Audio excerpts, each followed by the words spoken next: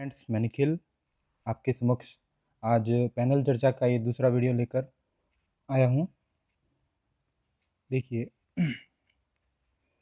अपन आगे बढ़ते हैं। अब आज की इस वीडियो में अपन पैनल चर्चा के क्रियान्वयन से शुरू करेंगे। उस वीडियो में अपन ने जो बीते हुए वीडियो में अपन ने क्या किया था, पैनल चर्चा की सामान्य चर्चा के बारे में बात करी थी। और फिर आएगा उसकी खोज किसने किया, तो हैरी ओवरस्ट्रीट ने 1929 को किया था। थर्ड में कार्टराइट ने ये दो परिभाषाएं कार्टराइट और हर्बर्ट मूली ने दी थी। पैनल चर्चा के उद्देश्य के बारे में अपन ने चर्चा की थी। फिर पैनल चर्चा के दो प्रकार होते हैं, उनके बारे में बात करी थी। और आज अपन पैनल चर्चा के पार्ट 2 की ओर बढ़ रहे हैं, जिसमें पहला अपने पास सामने जो टॉपिक अपने बिंदु है वो है क्रियान्वयन कैसे होता है इस चीज़ का। तो देखिए, पहला उसमें होता है अनुदेशक। अनुदेशक के पास अनुदेशक अपने सामने जो यानी कि विषयाध्यापक अपने आज की इस जो पार्ट 2 में अपन कक्षा के संबंधित पैनल चर्चा के बारे में ज़्यादा चर्चा करेंगे। देखिए, क्योंकि अपने एग्जाम में पैनल चर्चा कक्षा के रूप में आएगी। उसमें क्या होगा कि अनुदेशक के रूप में विषयाध्यापक रहेगा अपने सामने। अध्यापक के पास कुछ दायित्व होते हैं, जैसे वह अध्यक्ष का चयन करता है, प्रकरण या समस्या का चयन करता है। देखिए, फिर स्थान का चयन करता है, समय का निर्धारण करता है और उद्देश्य के निर्धारण।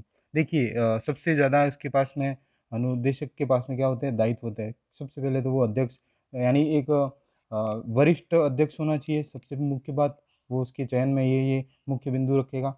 अध्यक्ष क्या होना चाहिए, वरिष्ठ होना चाहिए, ज्ञानी होना चाहिए, विशेषज्ञ होना चाहिए। दूसरी बात है, प्रकरण और समस्या का चयन वही करेगा, जैसे किस बारे में अपन आज पैनल चर्चा में बात कर रहे हैं करेंगे, उस बारे में वह पहले से यानी योजना बना लेगा। स्थान, हाँ, स्थान की विशेष चर्चा करूँगा। देखिए, स्कूल में ऐसा स्थान चयन करेंगे जहाँ पे बालकों की संख्या न तो उतनी ज़्यादा ना आ जाए, ना ही कम आए। व्यवस्थित संख्या में बालक बालिका रहनी चाहिए, जिससे व्यवस्था भी बनी रहे और बालकों में उत्साहवर्धन भी बना रहे।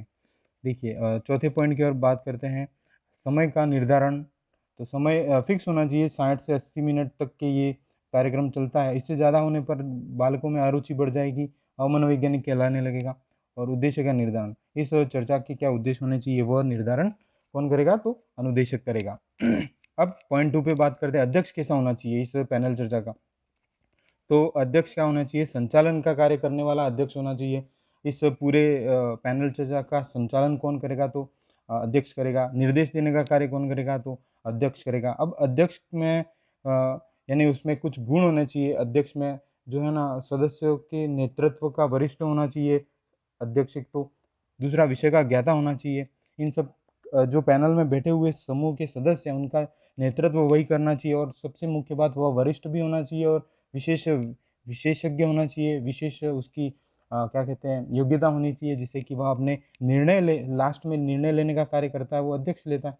तो वो क्या करेगा कि वो निर्णय अच्छे से ले पाएगा। तीसरी महत्वपूर्ण बात है, वाद विवाद में आए तर्कों का संक्षिप्तीकरण करना और सदस्यों के मध्य अंतःक्रिया करने वाला, यानी सहज स्वभावी का होना चाहिए अध्यक्ष। अंतःकरण यानी जो सदस्य के समूह हैं उनके बीच में अंतःक्रिया भी होनी चाहिए, तो वह अंतःक्रिया करने वाला अध्यक्ष होना चाहिए।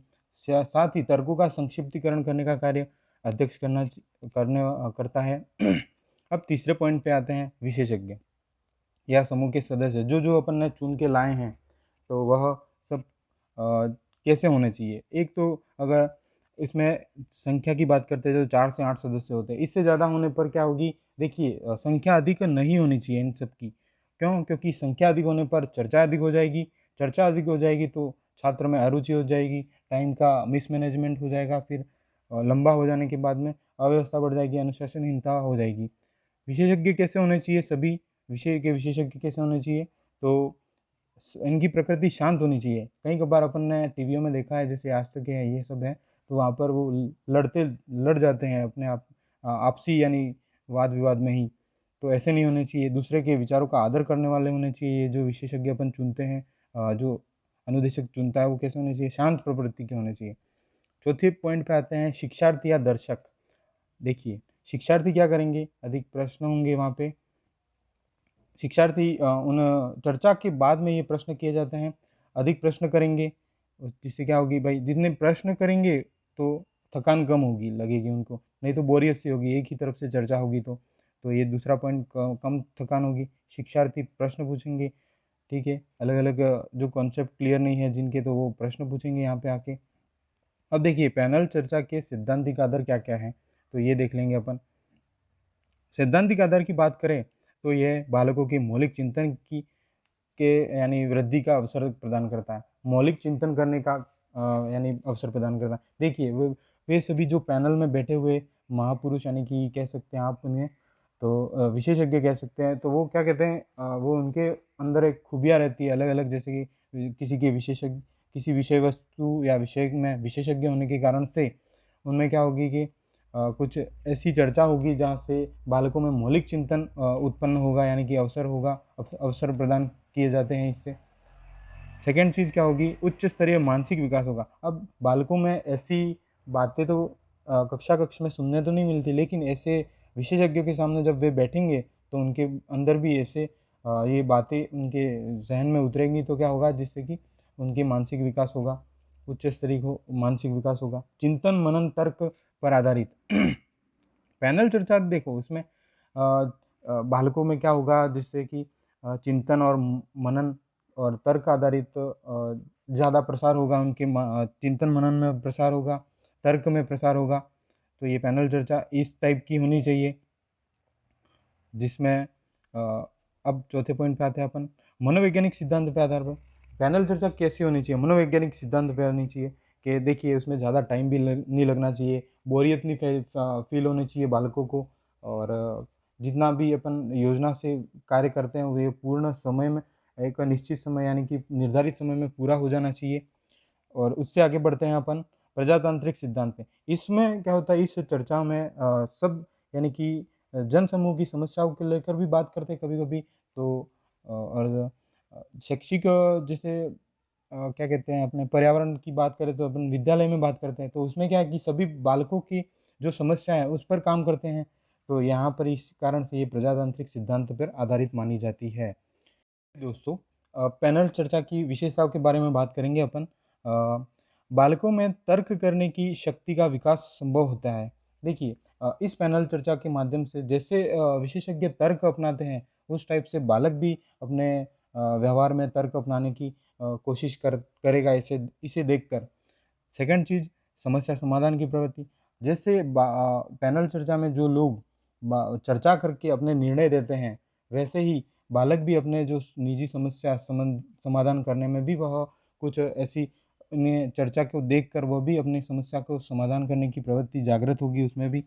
देखिए तीसरी चीज़ है सृजनात्मकता, सर्जनात्मक यानी कि चिंतन का जन्म लेगा, यानी कि आप कह सकते हैं कि जैसे किसी विशेष स्थान पर कोई आपदा आ गई थी, तो अपन इस चिंतन करके यानी कि क्या कर सकते हैं कि ऐसा ऐसा चिंतन करें जिससे कि वहाँ पे जो आपदा आई थी उसका यानी कि अपन रेगुलेटिंग कर सके उस जो सिस्टम था उसको जल्दी से जल्दी, क्या अपन इस समस्या के लिए क्या उपाय करें जिससे कि वहाँ की ये समस्या थी वो जल्दी से इसका निपटारा हो जाए। तो ये सृजनात्मक चिंतन जन्म लेता है उस टाइप का।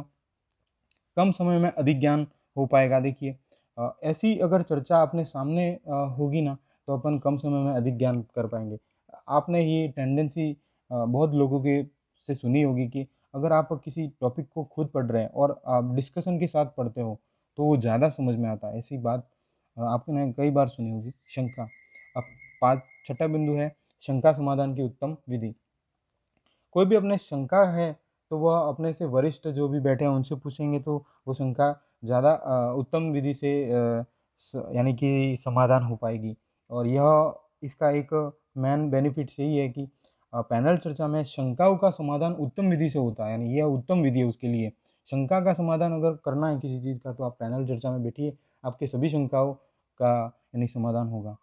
कठिन प्रकरण को आसानी से स्पष्ट करने में सहायक। अगर आपको कठिन लग रहा है कोई टॉपिक, जैसे कि आप ये भारत पाकिस्तान अधिकतर अपने जो लड़ाइयाँ होती रहती है तो उसमें जो पैनल बैठता है, और देख लीजिए कि उसमें देखिए आपको ऐसे समझ में नहीं आएगा कि ये किस टाइप से लड़ाई हुई थी, क्यों क्यों हुई लड़ाई, लेकिन अब पैनल चर्चा को देखेंगे तो इसका मुख्य कारण क्या है, जैसे पता नहीं पड़ता है कि क्या कैसे हुआ था, किस टाइप से लड़ाई हुई थी, कहाँ से बम दागे गए थे। तो ऐसी ही बात अपन शैक्षिक परिक्षेत्र में भी ले सकते हैं अपन। जैसे कोई ऐसा विशेष बिंदु होगा जो आपको यानी जो यानी विद्यार्थियों को समझ में नहीं आए, तो क्या करेंगे कि अपन पैनल चर्चा बैठा लेंगे।